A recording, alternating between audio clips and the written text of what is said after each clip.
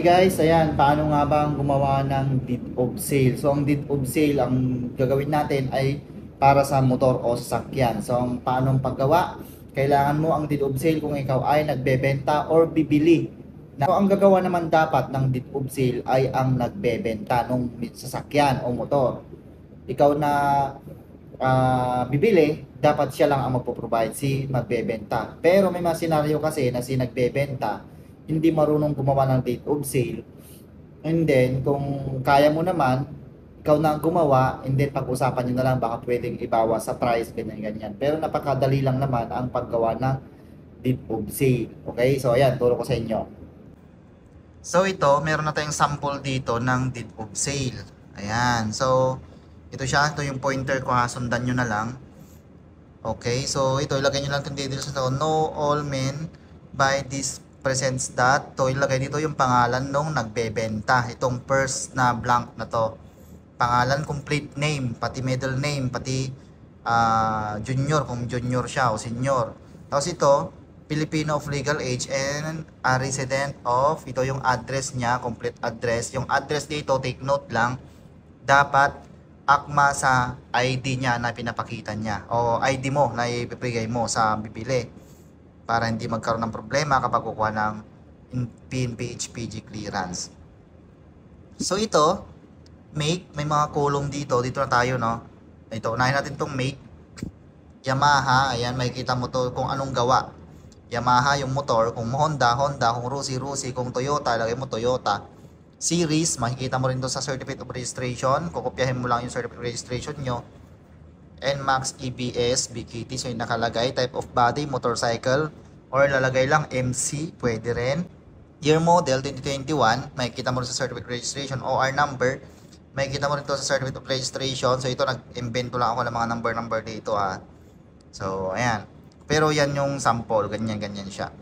Engine number, makikita mo rin to sa Certificate of Registration to. Ayan, dito na tayo. Tapos chassis number, makikita mo rin yan sa Certificate of Registration. Plate number, blanco pa dahil wala pang plaka. And then file number, ayan. Color, ayan. So, yan yung details. So, yung details ng motor mismo.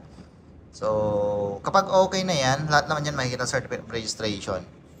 Dito naman, that for in consideration of the sum of yung amount. For example, ilagay mo rito 100,000. Lagay mo, for example lang, in words yan. 100,000, ganon. Ayan, so in words yun. So dito naman, yung sa digit na 100,000.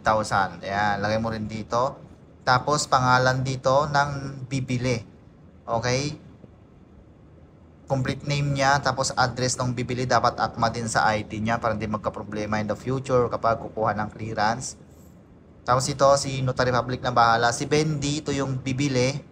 Pangalan ng bibili. Si vendor, pangalan ng nagbebenta. Ito yung mga witness. Kung kahit wala na to, okay lang din naman itong sa baba na to. Pero importante ito meron. So, ito sa ano na to, sa Notary Public na ang bahala mag ano yan. So, kapag open deed of sale, ayan, kapag open siya, may mga ganun kasi na senaryo, may gusto na open dos lang, pangalan lang na nakagbebenta yan, dapat may pangalan at saka address na siya dyan. Tapos dito, walang price. Tapos ito, walang pangalan nung nakabili, walang pangalan, walang address, wala din dito pangalan nung nakabili kapag open deed of sale.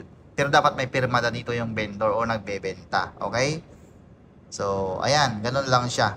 Pero mas okay kung naka-close talaga siya. Ito yung papanotaryo muna. Kapag open kasi, hindi siya notarized dito. Hindi siya naka-notaryo.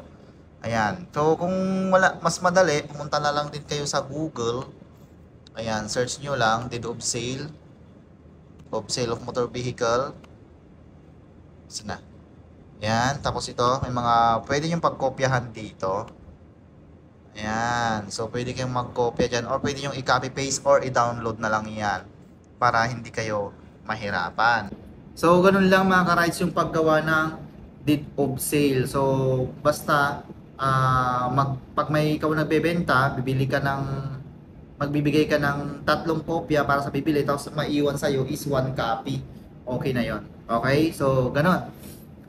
Para meron din katunayan na nabenta mo sa kanya kapag nagka-problema yung motor o unit, sasakyan, may nasangkot sa krimen, meron ka mapakita na nabenta mo sa kanya. Pero mas maganda na within 5 days, matatransfer niya dapat sa pangalan nung bibili. So, try nyo kausapin para hindi kayo masabit kapag nagka-problema yung unit o nagamit sa krimen or nakarnap or bilang ginamit ng red tandem. So, ganun.